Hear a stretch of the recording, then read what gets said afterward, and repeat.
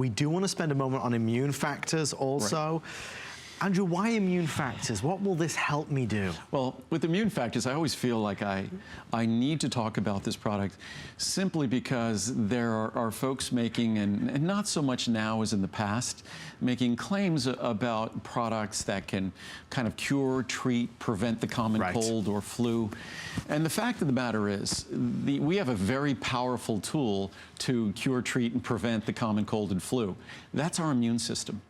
And that's really, when you look at those sorts of nagging health issues, what we really need to do is focus on our immune system. And for me, I know if I want to avoid getting a cold or flu, what I do is I just make sure that I get adequate sleep. Right. And that is the first step for me. And before my shows, because of course it's not a great idea to be doing vitamin shows on television when you have a cold or something like that. And I used to be on every month. But I would always make sure, for the week or so before my shows, I'd always make sure that I'd be really disciplined about my sleep. And because I'm generally good about my food and things like that. So sleep is one of the most important components. We started this show talking about valerian, talking about nighttime. So sleep is something that's indispensable, and sleep, of course, for our immune system. Too much caffeine late in the day, eating too late in the day, not eating enough late in the day can affect our ability to sleep. So we really want to pay attention and listen to our body and do the things that helps invite good sleep. We want to sleep in the most pitch black room possible.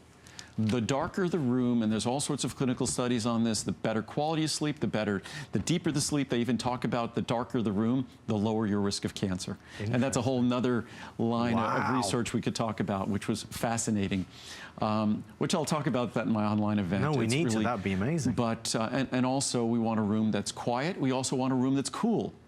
We want a room that's I always sleep typically between 66 and 68 degrees when I sleep. A cool room, cooling your body down, cooling your brain down, enhances the quality and depth of your sleep. How many hours a night do you sleep? As I digress here, on my little fitness tracker device, my goal is, and it's amazing how close I come, my goal is 7 hours and 30 minutes every night.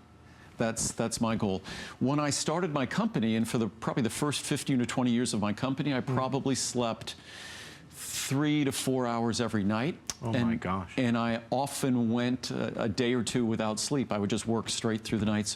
But that was, I was younger and foolish. Younger and foolish. Yes, but because sleep is absolutely critical to our good health, and there's abundant research that, and here we are talking about our immune factors product, which is nutrients and botanicals and things, but I can't help but talk about the things that are the most important aspect of our immune system function, which is going to be the quality of our sleep. It's going to be our attitude. I started off the show talking about meditation. That even when you meditate, you could visualize a strong, vibrant immune system.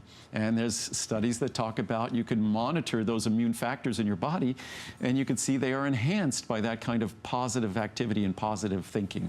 So sleep, diet, what we do, our activity level all determines the health of our immune system. All we can do here is provide the nutrients and the botanicals that have been shown to offer support to our immune system.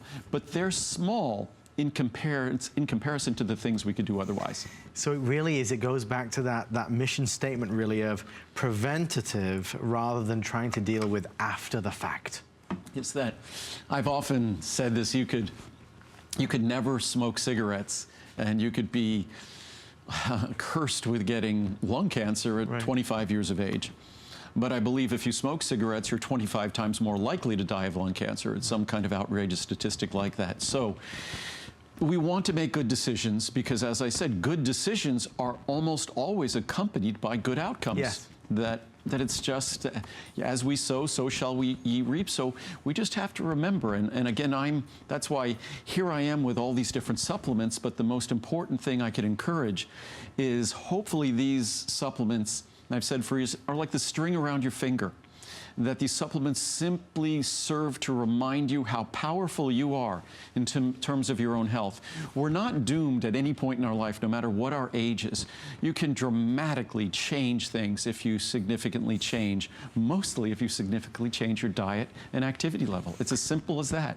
And the rewards are just incredible. Well, I'm going to pick you up on that word diet as we head over this way.